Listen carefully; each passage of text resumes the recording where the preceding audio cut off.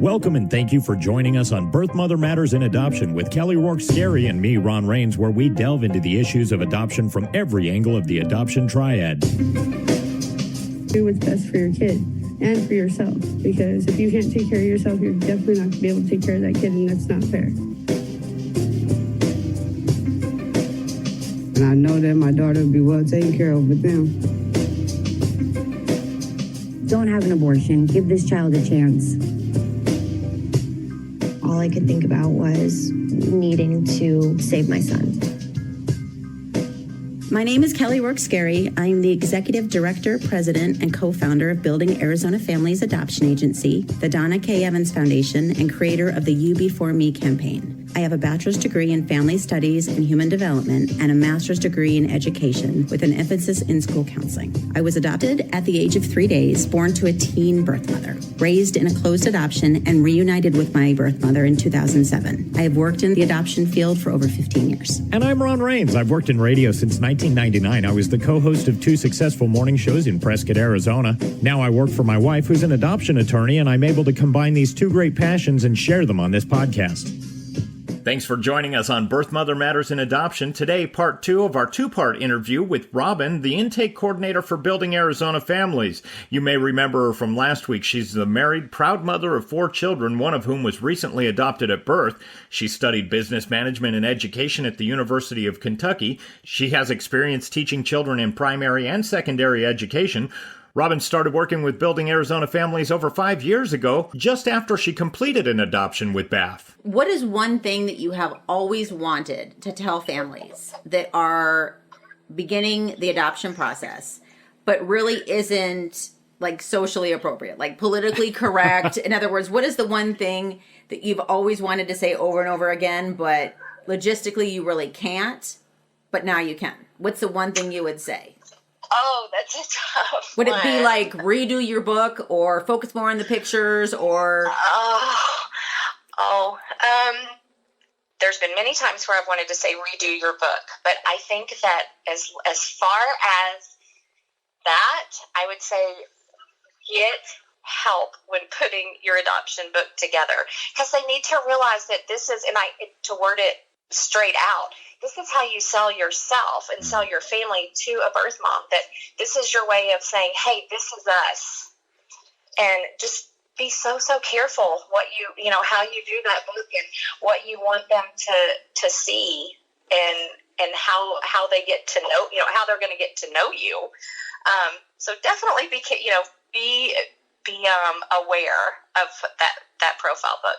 What is one common thing that you think that adoptive families coming into the process do incorrectly, and maybe it hinders them from being chosen, or it kind of turns off some of the staff members and working with them? What are some of those things? I think that they definitely need to become educated in the process, the actual process, and realize, I think a lot of them think that this is going to be an easy road, and it's not. And I think that they need to realize that when they do make that connection with their birth mother, that they need to accept her. That I think that was a big part in my adoption, that our birth mother wanted to be accepted, and she just wanted support. And I think that if you can make that connection and do so with keeping an open mind, that it's going to make things better in the end. Is there a part of your job that's your favorite? Seeing the pictures that get sent to me either in the hospital when baby is born, or seeing the finalization pictures. It's the end result. And of course, I have some families that I work with more than others, and it just knowing that I was just a part of getting them to where they are, on that day where both moms signs consent, or on that day when they're having their finalization in court.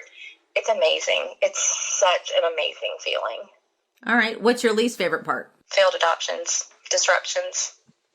And granted, I'm not the one usually, that has to make that call, but they do, the families, when they stay in the program and they come back around, it's hard working with them again, knowing the heartbreak that they've been through. Do you ever feel like they blame you Yes. for matching them with Yes, I do. I do. And, I know that, and I tell them all, I wish we had the crystal ball. I wish we could see the end result, but obviously we don't. But yes, I have felt that way before, and it's hard. Mm-hmm. It's hard thinking that, what they've gone through, because it's not only, financial, it's emotional as well. So it's so very hard when they come back around.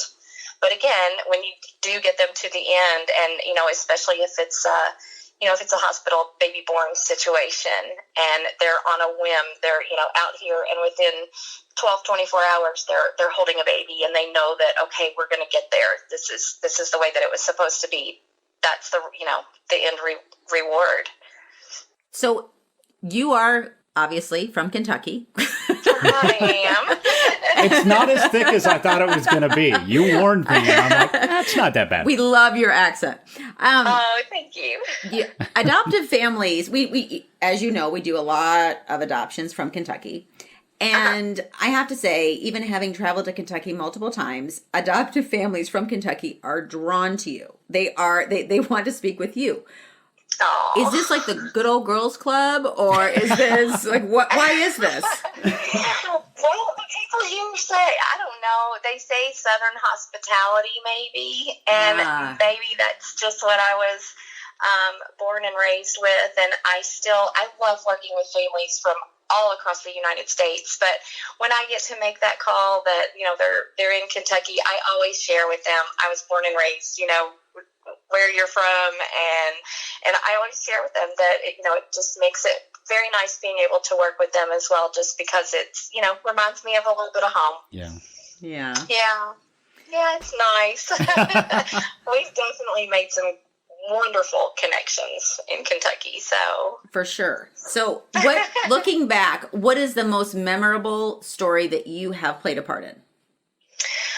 I have to say that it was matching. Well, we did an adoption with a family that was from Kentucky.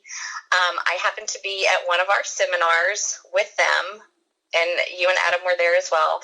And I start to talk to this guy, and it turns out that he was in a wedding of my brother's best friend. So we definitely had mutual connections, and it was like 6 months later, their birth mother comes back into the program. So they come back into our program, and I absolutely still keep in touch with them to this day. Cool. It was crazy how the connections that we had. And I still keep in touch with them. She actually is a teacher at a school that I used to do long-term substitute teaching for. It was just such proof that it's a small world that we live in. For sure. Do you have any funny stories? I got a call one day, and when the lady left her name, I was like, I know this last name. This is crazy. So it turns out that her brother coached my daughter in all-star cheerleading from the time she was 4 until 18. And she now has adopted 2 times with us. And all of that came about just by me recognizing her last name.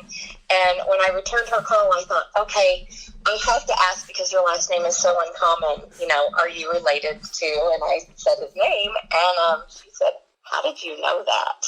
I'm like, because I'm from Kentucky, and he coached my daughter in cheer, and she said, oh, no way. So now she has come through the program and adopted, and then in turn, her birth mom came back, and they've adopted again. So they actually have full siblings. She's actually adopted, and there's her full siblings. And I do still keep in touch with them, too, just because they were always a part of our family. So every time I'm in Kentucky and see their family, I see those kids. Aww. So it's like, I look at them and I'm like, oh my goodness, this is just it. I really got to be a part of building their family. And I don't know, we have such a history with that family that goes way, way back to like I said, with him coaching my daughter in cheer. Her entire family, her brother that I knew, but yet her other sister, her mom, her dad, they all send me messages at Christmas. When I see them, they hug me. They're like, you have no idea what you did for Heather and her family. And I'm like, I don't feel, I just felt like I was such a small part. And they were like, no, you've not just changed, like her mom said to me. And this was just this past Christmas. She said, you've not just changed Heather and her husband's life. You've changed all of our lives by helping us with these beautiful girls, by helping us, come into connection and have these beautiful girls as a part of our family. So when somebody comes back and says something like that to you, it's the ultimate reward. It really is. It's better than getting paid, millions of dollars or whatever. I'm just kidding. It's not. No, I'm not even kidding you. It's just, I don't know. It plays on my heart, because I look at my son and I'm like, I know how I feel and I know how bad I wanted to be a parent again. And when you get these, families that come to you and that that's what they want and they tell you their stories, you're like, no, I can help you. You're going to have to trust me and you're going to have to trust the process, but I can help you. And it's just when you see the end result, it's amazing. It really is. I see how Kelly and Building Arizona Families and my wife and you and everybody, you've affected people's lives in such a positive way in every aspect of the adoption triad. So I just think it's incredible what you guys do. So you're doing great. You really are. Thank you. It is. It's a joy. And, everybody says when you find your passion and you can have that, incorporated in your job. Mm-hmm. And I'm just convinced that it was what I was supposed to do all along. And it took me going through the process to really have that focused to me, to voiced to me that this is what I need to be doing. And I even told our caseworker at the time, which I got connected with Becky, but Becky wasn't our caseworker. I told her at the time, I'm like, I need to do this. I need to learn more and I need to be a part of this.